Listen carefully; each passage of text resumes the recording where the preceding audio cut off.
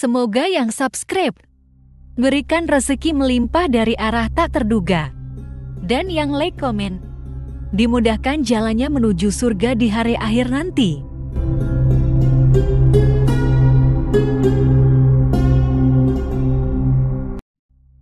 Suatu hari, saat kota Madinah sedang dalam suasana aman dan tenang, terlihat dari tempat ketinggian di pinggir kota, debu tebal yang mengepul ke udara. Debu itu semakin meninggi, bergumpal-gumpal hingga hampir menutup angkasa. Angin yang bertiup menyebabkan gumpalan debu dari butiran-butiran pasir Sahara yang lembut dan terbang menghampiri pintu-pintu rumah di Madinah dan berhembus dengan kuatnya di jalan-jalan. Orang-orang menyangka ada badai yang menyapu dan menerbangkan pasir, tetapi kemudian dari balik tirai debu itu mereka mendengar sebersit kabar tentang kedatangan kafilah besar yang panjang.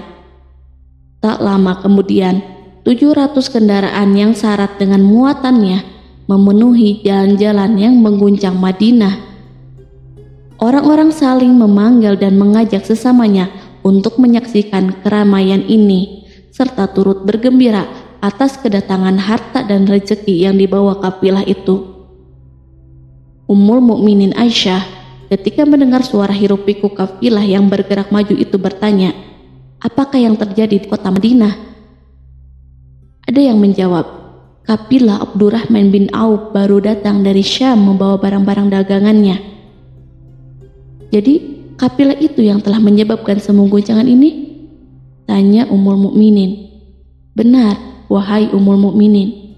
Jumlahnya 700 kendaraan." Ummul Mukminin menggeleng-gelengkan kepala. Pandangannya menerawang jauh seolah-olah sedang mengingat-ingat peristiwa yang pernah dilihat atau ucapan yang pernah didengarnya. Kemudian ia berkata, "Aku pernah mendengar Rasulullah Shallallahu Alaihi Wasallam bersabda, aku melihat Abdurrahman bin Auf masuk surga dengan merangkak." Abdurrahman bin Auf akan masuk surga dengan merangkak. Mengapa ia tidak memasukinya dengan melompat atau berlari kecil bersama angkatan pertama para sahabat Rasulullah?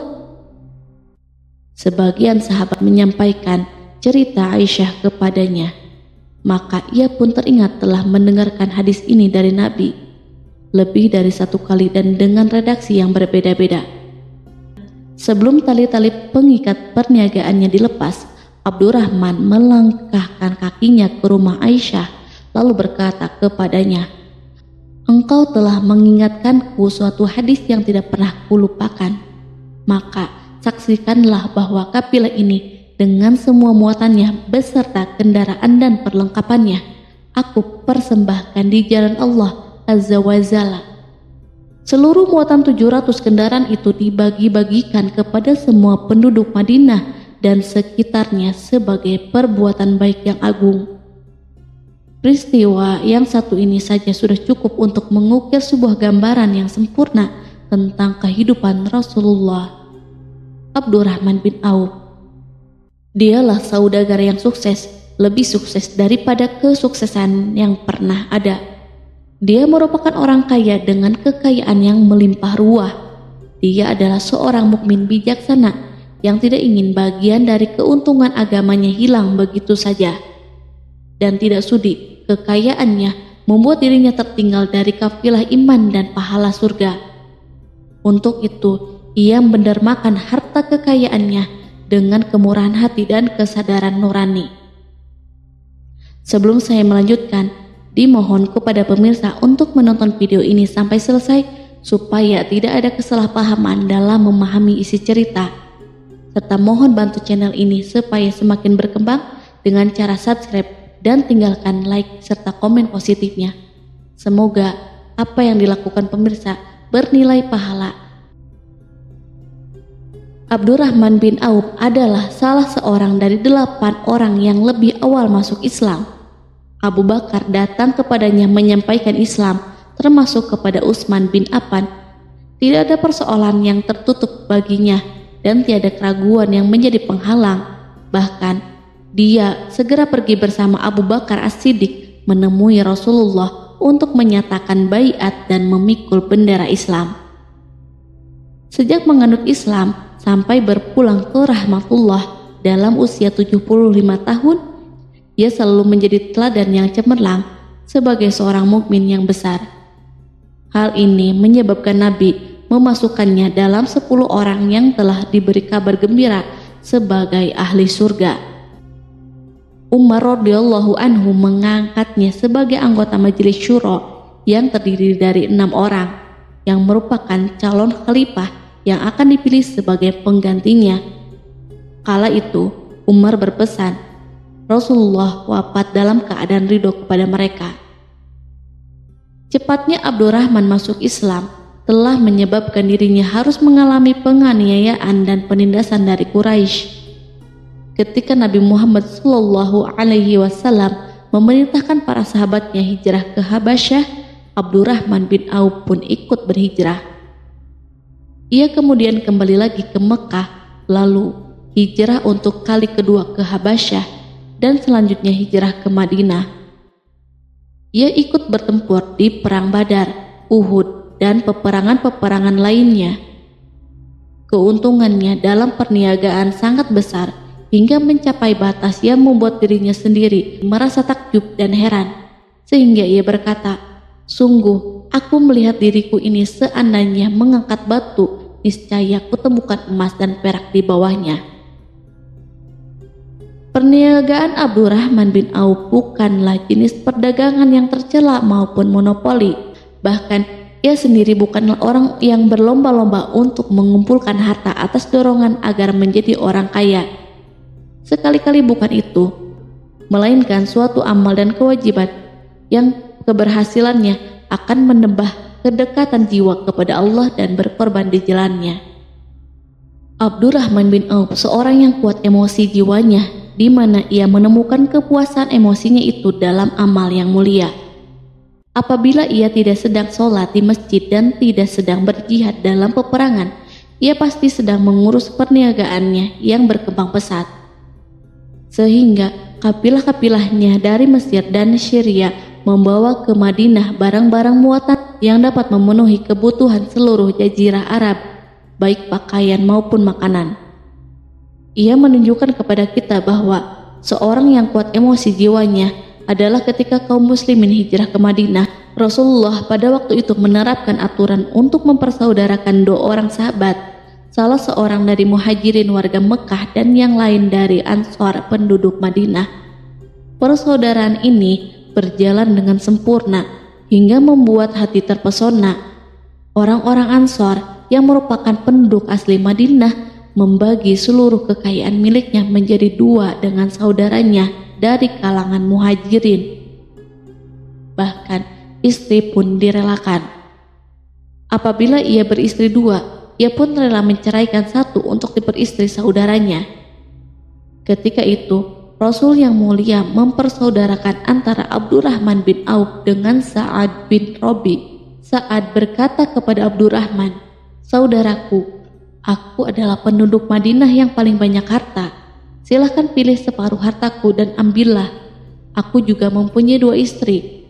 Perhatikanlah yang lebih menarik hatimu dan aku akan menceraikannya, sehingga engkau dapat memperistri dirinya. Abdurrahman bin Auf menjawab, semoga Allah memberkahi dirimu dalam istri dan hartamu. Tunjukkanlah letak pasar kepadaku. Abdurrahman pergi ke pasar. Ia berjual beli di sana dan mendapatkan keuntungan. Kehidupan Abdurrahman bin Auf di Madinah, baik semasa Rasulullah maupun sepeninggal beliau, selalu ditunaikan dengan sempurna untuk memenuhi hak agama ini dan beramal di dunia. Perniagaannya sukses dan menguntungkan, seperti diungkapkan sendiri bahwa seandainya ia mengangkat batu dari tempatnya, pasti ia akan mendapatkan emas dan perak di bawahnya. Salah satu faktor yang membuat perniagaannya berhasil dan mendapatkan berkah adalah karena ia sangat selektif untuk berniaga yang halal dan benar-benar menjauhkan diri dari segala bentuk jual beli yang haram, bahkan yang subhat sekalipun. Selain itu, faktor yang menambah kejayaan dan keberkahannya adalah labanya yang bukan untuk Abdurrahman bin Auf sendiri, melainkan di dalamnya terdapat bagian Allah yang ia penuhi dengan baik. Ia menggunakan hartanya untuk memperkokoh hubungan kekeluargaan dan mengeratkan tali persaudaraan, serta menyediakan perlengkapan yang diperlukan tentara Islam. Bila total perniagaan dan kekayaan yang lainnya ditambah keuntungan yang diperolehnya dihitung, jumlah kekayaan Abdurrahman bin Auf itu dapat diperkirakan dengan memperhatikan jumlah yang dibelanjakan di jalan Allah. Suatu hari ia mendengar Rasulullah bersabda, "Wahai Ibnu Auf, engkau termasuk golongan orang kaya dan engkau akan masuk surga dengan merangkak. Karena itu, pinjamkanlah kekayaan itu kepada Allah agar Dia mempermudah langkahmu." Sejak ia mendengar nasihat Rasulullah ini dan menyediakan bagi Allah pinjaman yang baik, Allah justru semakin melipat gandakan kekayaannya hingga berlimpah ruah. Suatu hari, ia menjual tanah seharga 40.000 dinar. Kemudian uang itu dibagi-bagikan untuk semua keluarganya dari Bani Juhroh, untuk para istri Nabi, dan untuk kaum muslim yang miskin. Pada kesempatan lain, ia menyerahkan 500 ekor kuda untuk perlengkapan tentara Islam. Pada hari yang lain, ia menyerahkan 1.500 kendaraan unta. Menjelang wafat, ia mewasiatkan 50.000 dinar untuk diinfakkan di jalan Allah. Ia juga berwasiat bagi setiap orang yang ikut perang Badar dan masih hidup, masing-masing mendapat 400 dinar. Hingga Utsman bin Affan juga mengambil bagian dari wasiat itu, meskipun termasuk orang kaya. Ia berkata, harta Abdurrahman bin Auf halal lagi bersih, dan memakan harta itu membawa keselamatan dan keberkahan. Ibnu Auf adalah seorang yang mengendalikan hartanya, bukan dikendalikan oleh hartanya. Sebagai buktinya, ia tidak mau celaka dengan mengumpulkan dan tidak menyimpannya. Bahkan ia mengumpulkannya dengan tetap merendahkan hati dan dari jalan yang halal. Kemudian, harta itu tidak ia nikmati untuk kepentingannya sendiri, melainkan untuk dinikmati bersama keluarga, kerabat, rekan-rekan, dan masyarakat seluruhnya. Karena begitu luas pemberian serta bantuannya, ada yang mengatakan seluruh penduduk Madinah berserikat dengan Abdurrahman bin Auf pada hartanya. Sepertiga dipinjamkannya kepada mereka, sepertiga lagi dipergunakannya untuk membayar utang-utang mereka, dan sepertiga sisanya dibagi-bagikan kepada mereka. Harta kekayaan ini tidak akan pernah membuat kelegaan dan kesenangan pada dirinya selama ia belum menemukan jalan untuk membela agama dan membantu rekan-rekannya. Adapun untuk selain itu, ia selalu merasa khawatir terhadap kekayaannya. Suatu hari dihidangkan kepadanya makanan untuk berbuka, karena waktu itu sedang berpuasa. Ketika pandangannya tertuju pada hidangan tersebut, selera makannya pun bangkit. Namun ia justru menangis sambil berkata, "Mus'ab bin Umair telah gugur sebagai syahid, dan ia jauh lebih baik daripada aku. Ia hanya mendapatkan kapan sehelai kain yang jika ditutupkan ke kepalanya maka kelihatan kakinya, dan jika ditutupkan ke kedua kakinya terbukalah kepalanya. Demikianlah pula Hamzah yang jauh lebih baik daripada aku. Ia pun gugur syahid, dan saat akan dikuburkan hanya mendapatkan sehelai selendang. Dunia telah dihamparkan kepada kami seluas-luasnya, dan hasil sebanyak-banyaknya telah diberikan kepada kami. Sungguh, kami khawatir bila pahala kebaikan kami telah disegerakan balasannya di dunia." Pada peristiwa lain, sebagian sahabat berkumpul bersamanya menghadapi jamuan makan di rumahnya. Tak lama setelah makanan diletakkan di hadapan mereka, Abdurrahman menangis, sehingga rekan-rekannya bertanya, "Apa yang membuatmu menangis?" Ia pun menjawab, "Rasulullah telah wafat, dan semasa hidupnya beliau beserta keluarganya tidak pernah merasakan kenyang makan roti gandum. Apa harapan kita apabila dipanjangkan usia, tetapi tidak menambah kebaikan bagi kita. Demikianlah kekayaannya yang melimpah itu sedikit pun tidak membangkitkan kesombongan dan takabur dalam dirinya. Bahkan orang-orang mengatakan tentang dirinya, seandainya seorang asing yang belum pernah mengenalnya kebetulan melihatnya sedang duduk bersama budak-budaknya, niscaya ia tidak akan bisa membedakan di antara mereka. Tetapi bila seorang asing itu mengenal satu saja sisi jihad Ibnu Auf dan ujian yang dihadapinya, ia pasti langsung mengetahui siapa dia. Misalnya, ia mengetahui bahwa di badannya terdapat 20 bekas luka di perang Uhud dan bahwa salah satu dari bekas luka itu meninggalkan cacat pincang yang tidak sembuh-sembuh pada salah satu kakinya. Contoh lain, beberapa gigi serinya rontok di perang Uhud yang menyebabkan kecedalan yang jelas pada ucapannya. Saat orang asing itu tahu salah satu sisi ini, ia pasti menyadari bahwa laki-laki yang berperawakan tinggi dengan wajah berseri, kulit halus, pincang dan cedal sebagai tanda jasa dari perang Uhud. Itulah orang yang bernama Abdurrahman bin Auf. Semoga Allah ridho kepadanya dan ia pun ridho kepada Allah. Kita sudah terbiasa memperhatikan tabiat manusia bahwa harta kekayaan itu biasanya menyebabkan seseorang selalu gandrung untuk memiliki pengaruh guna melindungi kekayaan mereka dan melipat gandakan pengaruh itu. Selain untuk memuaskan nafsu demi kebanggaan dan kepuasan pribadi. Semua ini merupakan sifat yang bisa dibangkitkan oleh kekayaan. Tetapi bila kita melihat Abdurrahman bin Auf dengan kekayaan yang melimpah, kita akan menemukan manusia ajaib yang sanggup menguasai watak dasar manusia dalam bidang ini dan melangkahinya ke puncak ketinggian yang istimewa.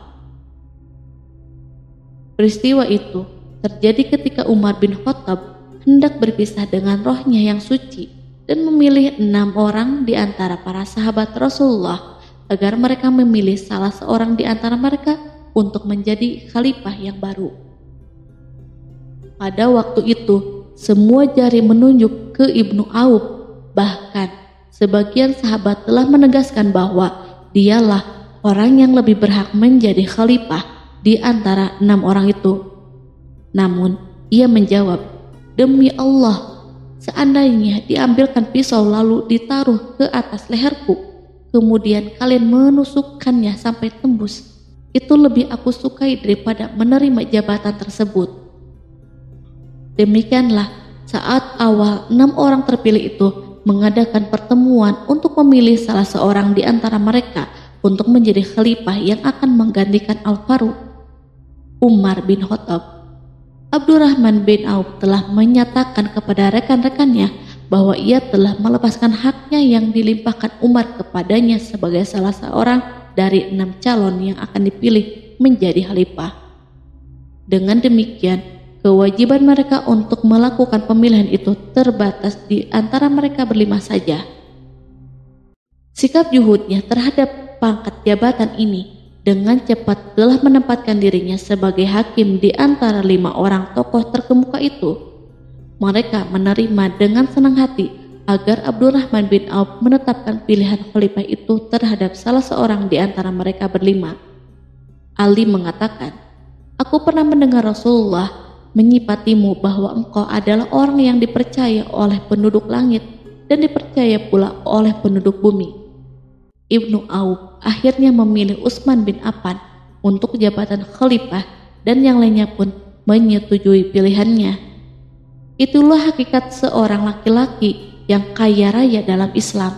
Apakah Anda telah memperhatikan bagaimana Islam telah mengangkat dirinya jauh di atas kekayaan dengan segala godaan dan penyesatannya itu, dan bagaimana ia menempa kepribadiannya dengan sebaik-baiknya? Pada tahun 32 Hijriah, tubuhnya berpisah dengan rohnya.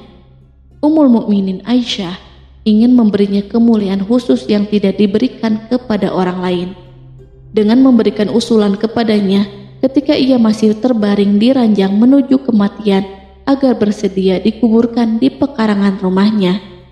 berdekatan dengan Rasulullah, Abu Bakar, dan Umar.